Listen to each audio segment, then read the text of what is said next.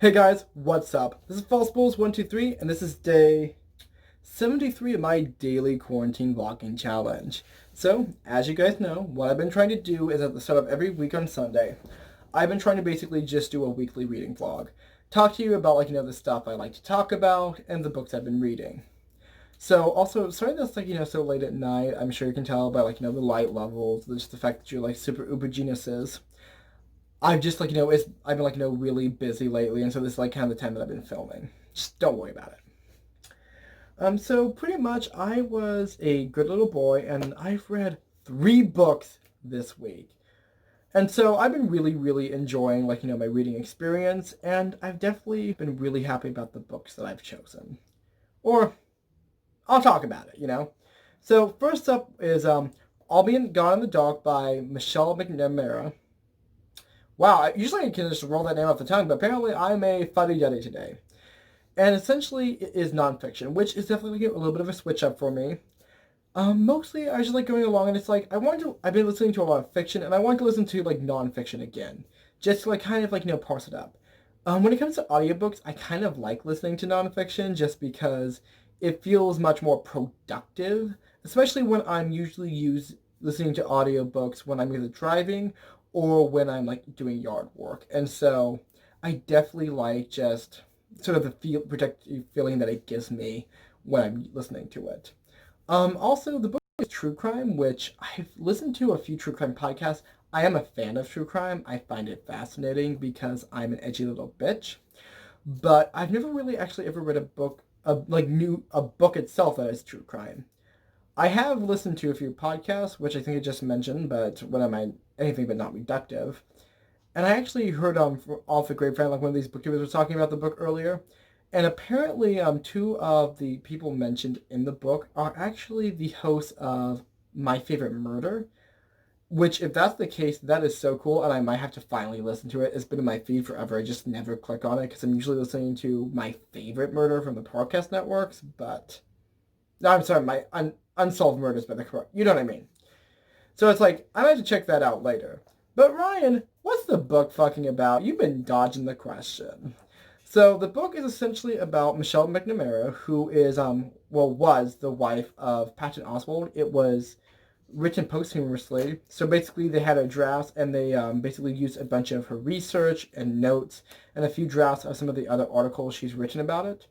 And it was basically her search for what was called the Golden State Killer, who is actually, as of the time of filming this, being, I believe, charged for his crimes. He was recently caught.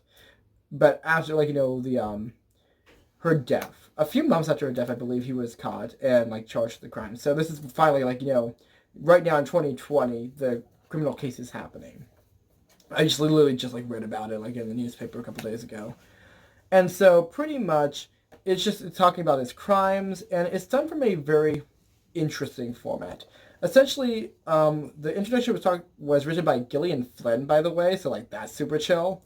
And she was discussing how McNamara has this very personal and intimate way of writing true crime, of really sort of seeing the crimes from the perspective of the victims and the investigators, and while also seeing it from the perspective of, I guess, the criminal himself, or themselves rather. Let's not be sexist.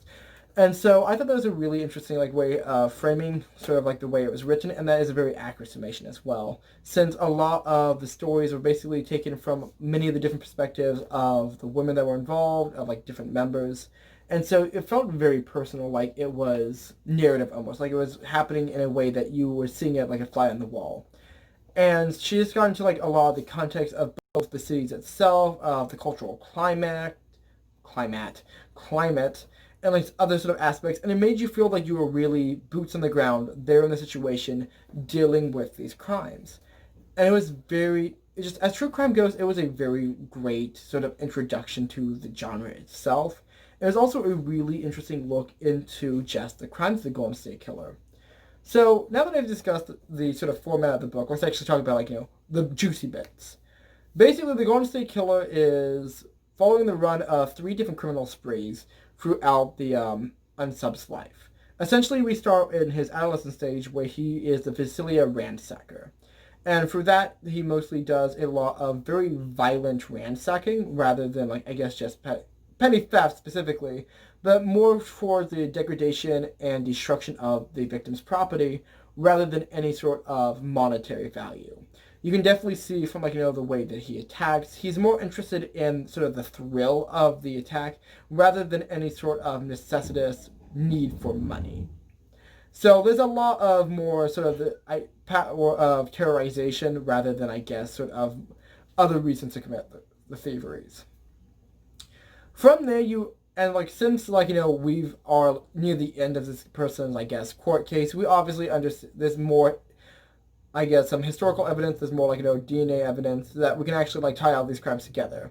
But back when most of the investigation was happening in the 70s, these were considered separate criminals as there was really no reason or way to connect them. But now you can obviously see his escalation as these crimes become more and more violent, which I've watched a lot of Criminal Minds, so obviously I'm a fucking expert, that. I'm not like other girls. I don't watch Barbie movies. I watch movies about serial killers. Anyway.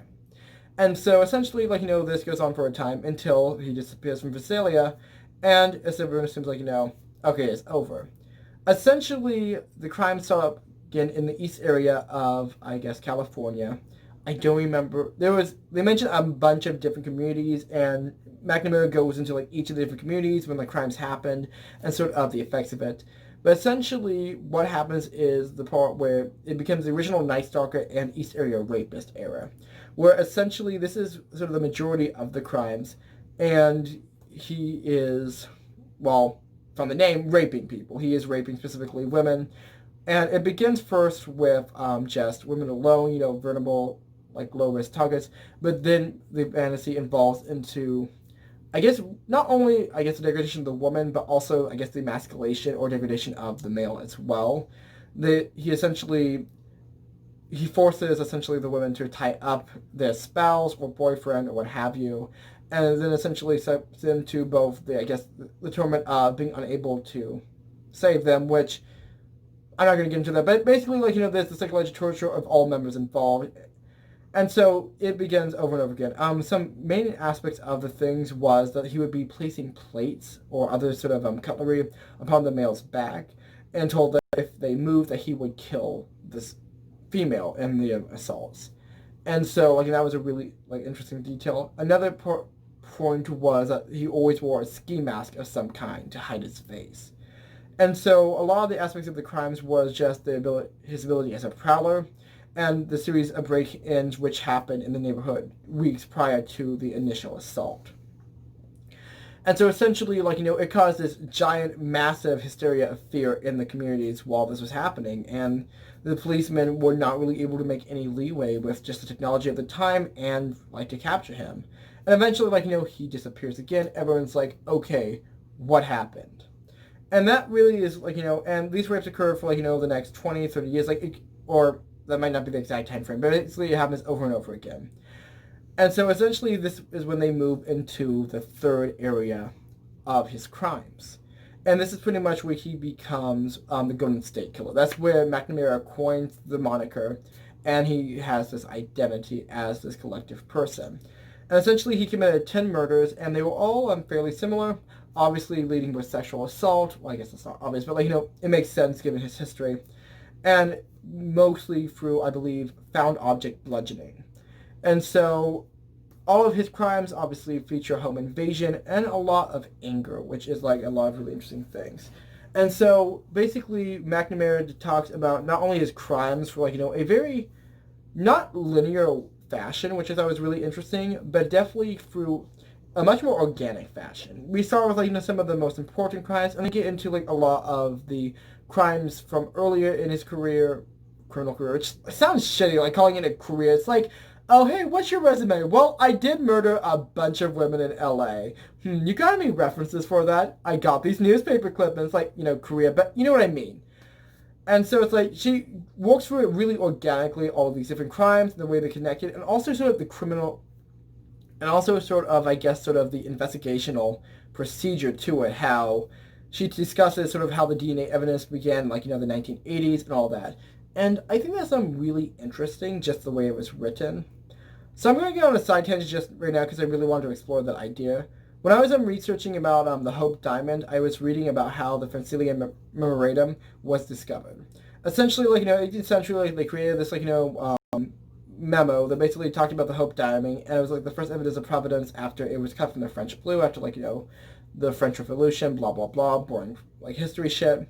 But essentially, this memo wasn't found until later in near the end of the 18th century, when it was actually found in an old book in a library by some fucker that I don't remember. But basically, I thought it was interesting that there's this entire history over the provenance of provenance, and so I think that was really interesting how McNamara, in the same way, basically talked about the history of how this case was solved, as well as the chronological history of the criminal himself. And so I love how our ways of understanding a situation can also evolve, even though the chronological events themselves were linear, if that makes sense. Another aspect I really enjoyed about the book was the sort of memoir aspects of it. There were several chapters where McNamara really talks, or is sort of reconstructed to basically describe, her hunt and the sort of psychological toll it takes on basically being around all this, fucked up shit all day. And so it's really fascinating because we all have our sort of intellectual pursuits.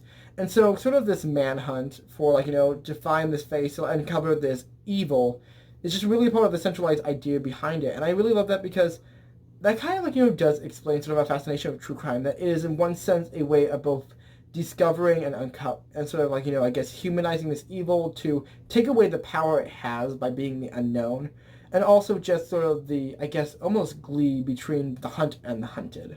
And so it's a really interesting, part of it. She also writes this really just zesty, salty letter, to the Golden State Killer being your days are numbered, bitch. We coming for you. And I'm just McNamara, you get it. Also, I think there's going to be I'm pretty sure somebody is making a docu-series based off the book. And I want to watch that so bad because I was on YouTube and somebody just doing that coming this fall, and I'm listening to the details, little voice blurbs, and I'm that sounds super fucking familiar. I've heard this before. And it was All Be Gone in the Dark, the series, and I'm ooh.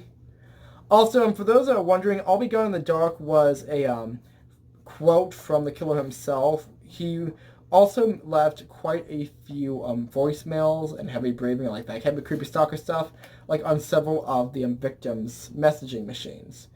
If I remember correctly, one of the first murders actually involved their messaging machine tape, because it was in the 70s, so they didn't have a digital recorder being taken. So that was actually really interesting that he had the forensic countermeasure there. But let's move on to the next book, because I've kind of been jabbering about murderers for the last 12 minutes. And I read The House Next Door by James Patterson and a bunch of other dumb fucks I don't care about. Not to diminish their works as authors, I just literally, they're very unknown, and I will talk about that in my wrap-up, what the names on, and whether or not you should care about them. So, The House Next Door is not a singular novel, but actually a series of 3 novellas, which, first off, I don't get that. I can understand if you have, 3 interconnected novellas, so maybe, a short vignette in between, as sort of a more uncommon narrative structure. Or just 3 sort of, people have done that. Stephen King's made, 5 different short story anthologies. I ain't judging, 4 Past Midnight, okay, whatever. But it's, 3 separate novellas put together in a book. I ain't down for that. I love omnibuses, I love tankobons, whatever have you, but at the same time, I feel that if I want to read a novella, I want to read it by itself. I don't want to get a big 600-page book with 3 different 200-page books inside of it. Just allow me to buy 3 separate books and allow me to read them, because that just feels a little bit of a waste. I don't like the way that is published, in my opinion. That is my main issue with that. It provides a much, instead of having 3 nice little sprints, you have this gigantic marathon that you weren't ready to run. You wanted to read, you wanted to do a 50K dash. You didn't want to run a marathon. And now you have to run a marathon, and you don't want to, and I don't want to do that, But let's actually get off the subject of how it was collated, and onto the subject of how it was written and the plot and bullshit like that. Essentially, it involved 3 different stories, which I will try to remember off the top of my head, but will ultimately fail. Yeah, I'm ultimately failing. The first one I remember correctly because it was eponymous. I'll pronounce that right. And it was called The House Next Door, and it was the only book that actually had a female co-writer on it, which I thought was interesting. And I don't have her name right here because I'm a lazy piece of shit, but maybe if I give a shit, I'll put it up there, who knows. And essentially, it involved the story of, basically, she's a walking, well, she's just your middle-aged housewife. Her husband's, kind of shitty. He doesn't love her enough, and he doesn't buy her flowers, and her kids are, annoying, and they have a bunch of extracurricular activities. And they just, they don't appreciate her, and it kind of sucks. And you're like, okay, this is a realistic depiction of a human being, I imagine. I'm not a woman, so I don't really know. I'm especially not a middle-aged woman with a husband and kids, so I definitely don't know if that's, an accurate depiction of housewives. But, that's somebody that seems pretty relatable. I don't like her. She kind of sounds like a whiny baby, Because the last time I cared about a woman who was unhappy in her marriage, that was Cujo. And that was good because she was relatable and she did other things besides whine about how her husband never bought her flowers. Generally, I dislike characters who whine about their lives but are not proactive enough to fix it. Mostly just because I don't like complainers. I complain sometimes, but that's because I'm venting. I then go and try to fix the things that I really do have problems with. It's like, I'm the type of person if you told me I'm cold, I'm like, put on a coat. Because I don't fuck with that bullshit. But pretty much, and this is going to be a slight spoiler, is that she starts having some soft cheating with this nice man who moved across the street. It's a little bit of the burbs, but they don't really talk about it. And he seems a little shady. And I would have told you that even if I didn't keep getting, little, point of view perspective chapters where he does some shady shit. And so it eventually ends with some just straight out of nowhere, high octane, action fuel, and literally ends and begins as a book shelf ending, which I thought was an interesting point, with a lady going, "The 2 men I ever loved, they're both injured because of me." I'm like, bitch, and I'm not trying to degrade you because you're a woman, but honey, you don't love this man. You're just getting some dick on the side because your husband doesn't text you. Don't be acting all hunky-dory and being like, I love him. No, honey. You wanted a quick fuck. You want somebody that made you feel special. That is not love. And you don't need to lie to us. You don't need to make it this beautiful Romeo and Juliet ass forbidden romance. You were lonely. You were uncared for and unloved. And you got some dick on the side because he held your hand and took you to the opera. You don't need to lie to us, fam. It's okay that you were horny. It's not okay that you cheated on your husband, but it was okay. It's okay that you have feelings, right? But once again, it's not okay that you, straight up cheated on your husband. And I say soft cheating because, they didn't bang, but it's it was definitely emotional cheating. I'm just saying. And it was okay, it was very pulpy, which I'm going to get into, sort of that aspect later in this, I guess, conversation, but yeah. The next one, I don't remember the name of it. I'll put, a name up there. Pretty much it boils down to, it basically comes, the description is, a detective is looking into, a bunch of missing teenage girls. And maybe the only one that knows it is the serial killer's wife. Dun, dun, dun. And you're like, okay, this seems interesting. We're going to, deal with, an unreliable suspect. We're going to have, some really gritty interviews. It's going to be, criminal, but, more like James Patterson. And it mostly just goes into assorted soft cheating. And not soft cheating time, just straight up infidelity between a policeman and a murder suspect. And I'm like, James Patterson, do you love your wife? Because you really love writing unfaithful men and women. You're just you're really into just people cheating on each other. And the worst part is that I'm just guessing since the co-writers have the same last name, I assume that they were either married or related. So it's if they're married, that is raising some big questions that both of your stories heavily involve cheating. Do you need a marriage counselor? Do you need some help? Because cheating isn't sexy. And I don't know why I'm reading about it. Because, yeah. I thought it was much better written than, the first one. Not that the first one was necessarily bad, it's just it wasn't great. It was very pulpy. Let's say, well, like, it has some interesting aspects to it. Like, it had some fun themes, but at the same time, like, the story did not go anywhere good. It read like a cheap.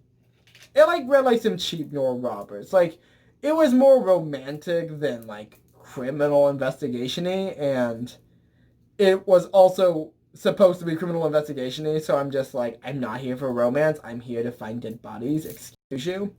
And the third one was called, I think The Message. It might not have been called that. It might have been called something else, but that's basically the idea is that basically this random dude gets, like, forced contact, and he basically has to, like, figure out what the message means.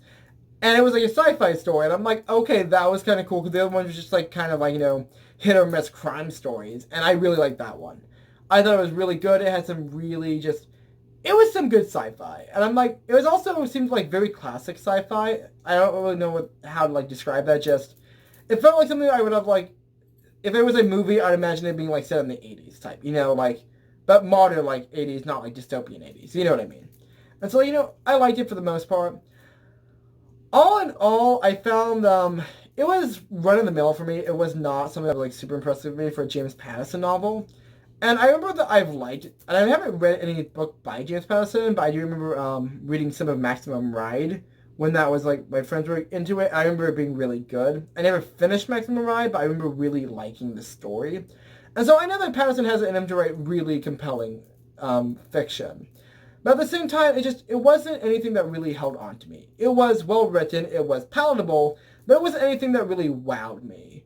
I've heard the phrase airport fiction before in description of Patterson's work, and I can definitely understand sort of that phrasing. Is that the book itself was... It was like a Reader's Digest book, It was like... It was something like, I would read, and I would like, okay, that was good. But it wasn't necessarily anything that I would really pick up again, or really keep. It's just... It was a story. It was a story that was written. And I'm like, okay, go off, fam. So my last story that I read was actually really good. I really liked it. And it was Everything I Never Told You by Celeste Ng. And so if that name sounds familiar to you, probably for a good reason, Celeste Ng also wrote Little Fires Everywhere, which is like now a super great series and everyone loves it. And like everyone's been talking about it on book 2, but whatevs.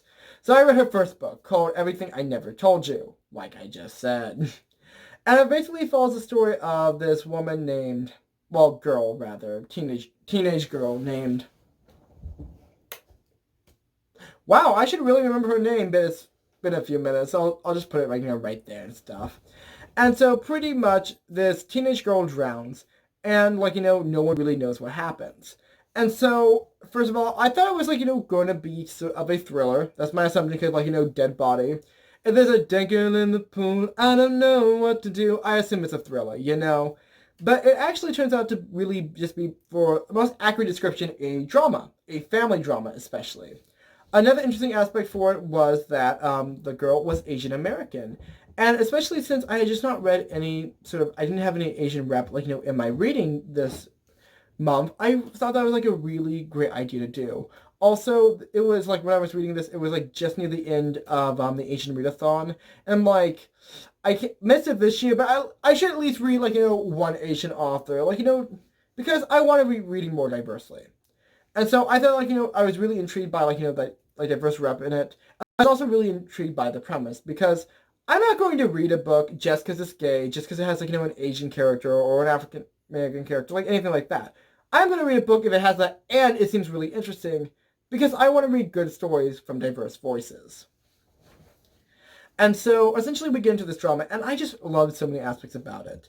Essentially, I believe it's what you would call literary fiction. It essentially deals a lot with, very specific themes. It definitely has subtext. It's something that I can imagine analyzing in school. So, yeah, literary fiction is the best way to describe it. And so we deal with some of the biases and prejudices of society in it.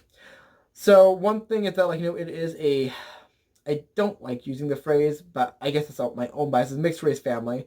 Essentially, the mother is white, and their father is a first-generational Chinese American. And so, while the father is sort of dealing with many of the aspects, and his children dealing with aspects of xenophobia, I believe that's the term in America in the 70s, the wife is also really dealing with not only her, I guess, biases and prejudices against, I guess, domesticity in and gender role and expression. She's also really dealing with like sexism in general, since she wanted to be a doctor, but because of her essentially becoming pregnant with like her first child, her dreams are dashed. And so at the same time, the father, like has dealt with a lot of the prejudices of being poor Chinese in America. He wants his daughter, who he perceives to be much more like his mother, I guess, to have some sort of shadism, I believe that's the phrase. Like, he wants her to become much more outgoing, to be more socially accepted, and like, publicly, to have this social life that he was never really allowed to, given both his self-consciousness of race and the perceived, like, and the actual racism in society. And so he wanted her to, like, have, like, a better life. They both did. But throughout, like, that, I guess, just desire, they really put a enormous amount and just ridiculous amount of pressure on the daughter, the one that died. Like, and so, essentially, like, I believe I've heard the phrase generational trauma or generational burden or something like that. And I was thinking about that, and I'm like, if that's like, what they're talking about, that makes sense. How basically the issues and like, the problems that we face as like, children, we take with us, and then we vicariously try to live through our children. I am, of course, a 22-year-old man who's never had children, but I understand the concept of vicariously living through a child because I have eyes and a brain and can comprehend concepts. And so it's like, it was really sort of idea of like how all these like sort of just little slights really affected how they treated their children, and especially how they treated her specifically. Another interesting aspect was essentially how, because of their obsession with their daughter and their desire to really see what they couldn't have in their lives through their daughter, they really managed to neglect both of their other children to various degrees, and that definitely puts a lot of a strain on their family. And I think it's like really interesting just because it deals with like so many conversations with like sexism and racism and just child neglect, like all these other issues, and just with them in such an organic way that you really care about the characters. Another interesting aspect is that there is a slight amount of LGBT rep. Ing doesn't really, she doesn't, I guess, pay off with like, I guess, the rep, which sounds shitty because obviously not every book needs to have a romantic component, and not every crush or infatuation has to necessarily be reciprocated.